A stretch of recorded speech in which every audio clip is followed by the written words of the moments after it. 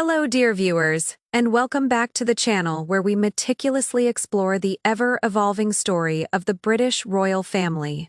Today, we turn our attention to a development that has captured both the public's curiosity and the hearts of royal watchers around the world.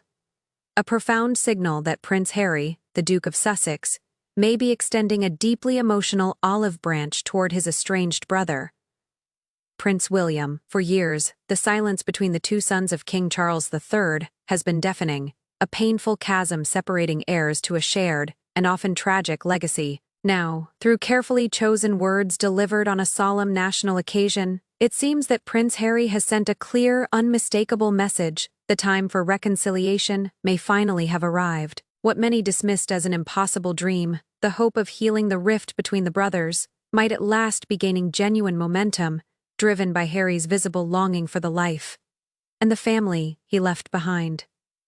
Before we dive deeper into this remarkable development, please take a moment to show your support. If you appreciate these thoughtful examinations of royal life, be sure to like this video and subscribe to our channel. Your engagement helps us bring you even more of these detailed royal analyses. This recent signal of peace comes in the wake of an exceptionally difficult year for Prince Harry, marked by emotional strain, legal battles, and growing isolation. Earlier this year, in March, the Duke of Sussex publicly expressed a desire to reconcile with his family, shortly after suffering a major legal setback, the loss of his security appeal against the UK Home Office. The consequences of that ruling were significant, effectively stripping him of the full security protections he once relied on when visiting Britain, the country he still, quite poignantly, calls home. That moment appeared to act as a turning point, deepening his awareness of just how far he had drifted, physically and emotionally, from the center of his old life. While his relationship with his father, King Charles, has shown some tentative signs of improvement, most notably during a brief reunion between father and son this past September, it is now increasingly evident that Prince Harry's focus has shifted toward his brother William. The latest and most compelling sign of this emotional outreach came in the form of a heartfelt Remembrance Day letter, a written tribute to those who have served and sacrificed. But beyond its patriotic tone, experts have noted something more intimate, a subtle, coded message woven into Harry's choice of language. Body language and communication expert Judy James has analyzed the tone and phrasing of the letter in detail. According to her, Harry's words reveal a man filled with nostalgia and a quiet, unresolved yearning for the close relationship he once shared with his brother. The key phrase she highlights is found in Harry's poignant description of his current life. "Though currently I may live in the United States, Britain is and always will be the country I proudly served and fought for." James draws special attention to one word, currently. Though seemingly simple, this word dramatically shifts the meaning of the statement. By using currently, Harry implies a temporary state, a subtle suggestion that his time in America is not necessarily permanent. It is a word heavy with possibility, hinting at a longing for home, for reconciliation, and perhaps even for return. Body language expert Judy James has drawn attention to the word choices that carry hidden emotional weight in Prince Harry's essay. She notes that one particular linguistic decision, the use of the word currently, is especially revealing. According to James, had Harry written, "Though I now live in the United States," it would have conveyed finality, a statement of permanence, signaling that he had fully accepted life abroad, and closed the chapter on his former royal existence. But the choice of currently tells a different story. It's a word that suggests transition, not destination. In everyday speech, we use currently to describe temporary circumstances. "I'm currently single," or "I'm currently between jobs." It carries an expectation, or at least a hope, that the situation will eventually change. By using this word to describe his residence, Harry seems, perhaps consciously, perhaps instinctively, to leave the door open. It implies that his life in America is not necessarily permanent, and that his heart still belongs to Britain. In her analysis for The Mirror, Judy James elaborated on this subtle linguistic cue, suggesting that it might even serve as a teaser for reconciliation, a quiet, coded message that a reunion with his family could be on the horizon. She attributes this phrasing directly to Harry's deep homesickness. "It's not a fleeting nostalgia for the UK," she explains, but a persistent emotional ache, a longing for the life, the duty, and most profoundly, the bond with his brother that once defined his identity. James also noted that while the Duke's words were formally directed toward Britain and its military community, they seemed to carry a dual purpose. On one level, they reaffirm his connection to his homeland. On another, they act as a gentle apology or explanation to his current audience in the United States. Harry's remarks may read as an attempt to reconcile the contradiction of missing a country and a family he so publicly distanced himself from. Yet beneath this careful diplomacy lies something far more sincere. He isn't sorry for missing home. There is a quiet melancholy woven through his words, a tone that speaks of loss, not only of a country, but of a sense of belonging. For Harry, the UK represents more than birthplace or duty. It is the foundation of his identity, his military service, and his brotherhood with William. Royal commentators have already described the essay as a love letter to Britain.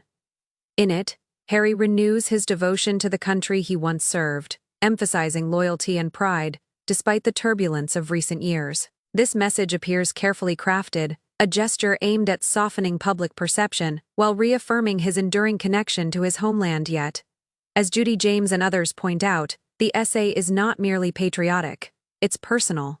Beneath the reverence for the military and the nation lies a profound yearning for family, especially for his elder brother Prince William.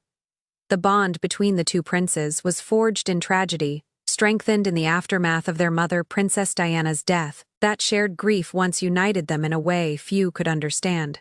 And it is precisely that emotional foundation that Harry now seems to be reaching back toward, through carefully chosen words that blend remembrance, regret, and hope. The profound grief that Harry and William shared after the loss of their mother, Princess Diana, forged a unique closeness between the two brothers, a bond unlike that of most siblings. Their relationship, particularly during their younger years, was defined by an easy, unspoken intimacy expressed through humor and mutual understanding. Body language expert Judy James describes this connection eloquently. Harry, she notes, was a man who grew up and cut his teeth on banter, especially with his brother, William. Their interactions were built on an endless rhythm of teasing, laughter, and light-hearted challenges. The kind of banter that served not just as entertainment, but as a language of affection. Behind every joke lay an unspoken thread of loyalty and love. It was how they communicated, how they reassured one another amid the pressures of royal life. Now, in his recent Remembrance Day essay, Judy James believes Harry is subtly, perhaps even unconsciously, mourning that loss. By emphasizing themes of connection, loyalty, and shared duty, he seems to be speaking directly to William, invoking the emotional vocabulary of their past. The absence of that banter, James suggests, represents more than just the silence between brothers. It symbolizes the loss of a foundational part of Harry's identity. William was not just his sibling, he was the one person who fully understood the unique burden of being born into the monarchy, of living under the constant glare of the public eye. Their connection was one of shared understanding without the need for words. When Harry writes of service, loyalty, and commitment to Britain, he is speaking in William's language. The same values that once bound them together as soldiers, brothers, and sons. They trained together, served alongside each other, and faced the relentless scrutiny of global attention as a united front. That shared history is impossible to erase, and through his essay, Harry appears to be gently reminding William of that unbreakable past, rekindling the memory of their unity, of what they once stood for together. The careful use of the word currently in his statement, "Though currently I may live in the United States," is no accident. It is, as experts believe, a deliberate act of emotional signaling. It allows Harry to acknowledge his present reality while leaving open the possibility of change. It's an invitation, quiet, tentative, but unmistakable, suggesting that his story in America may not be the final chapter. For royal watchers who remember the brothers as young men walking side by side behind their mother's coffin, the emotional weight of this subtext is powerful. The image of their shared grief, their collective commitment to carrying on Diana's legacy, is etched deeply into public memory. To see that bond fractured is to witness the unraveling of a defining thread in modern royal history. That is what makes Harry's timing so poignant. He chose to release this heartfelt essay on Remembrance Day, a moment sacred to both brothers, tied to their shared service and sense of duty. By aligning his message with a day dedicated to honor, courage, and sacrifice, Harry anchors his plea for reconciliation in the one value they still unquestionably share: military devotion. This was not a casual publication. It was a carefully chosen moment, one that transcended personal grievance and reached instead for something higher, something binding. It was an appeal to shared honor, to brotherhood, and perhaps to forgiveness. If Judy James's interpretation holds true, that this essay is, in essence, a teaser for reunion, then Harry's word choice may represent more than wistful longing. It could signal a conscious effort to build a bridge, however small, back toward home yet. The path forward is undeniably complicated. The years of estrangement, the painful public revelations, and the wounds reopened by the Duke's memoir and interviews have created scars that cannot be erased by a single letter. But perhaps, just perhaps, this remembrance message marks the first cautious step toward healing. The first step toward any reconciliation is often the simplest, the acknowledgement of longing, and that, according to Judy James, is exactly what Prince Harry's essay represents. Through his carefully chosen words, Harry is doing more than honoring veterans. He is admitting to loss, expressing the ache of separation, and, in doing so, inviting Prince William to recognize that same void in his own life. For William, however, the situation is far from straightforward. As the heir to the throne, every move he makes must balance the personal with the political. A public gesture of reconciliation must be carefully weighed against his duty to maintain the stability and dignity of the monarchy. Yet, even within those constraints, the emotional undercurrent between the brothers remains undeniable. True reconciliation, if it is to happen, would require courage and effort on both sides, a willingness to set aside pride, to revisit the bond that once defined them. If the foundation of their relationship, that familiar rhythm of humor, trust, and shared experience, can be rediscovered, then healing may still be possible. In truth, Prince Harry's Remembrance Day essay transcends patriotism. It reads not merely as a tribute to the fallen, but as a deeply personal message to his brother. The strategic inclusion of the word currently elevates the text from a simple statement of fact to an emotional declaration, one that suggests his life in California may be a temporary pause rather than a permanent exile. Between the lines, the message is unmistakable. He misses the connection, he misses the laughter, and he misses the unspoken understanding that only William could provide. This subtle communication reveals the powerful and often heartbreaking nature of family bonds lived under the glare of global attention. It captures a truth many can relate to, that time, distance, and pride can fracture even the strongest relationships. But longing has the power to reopen closed doors.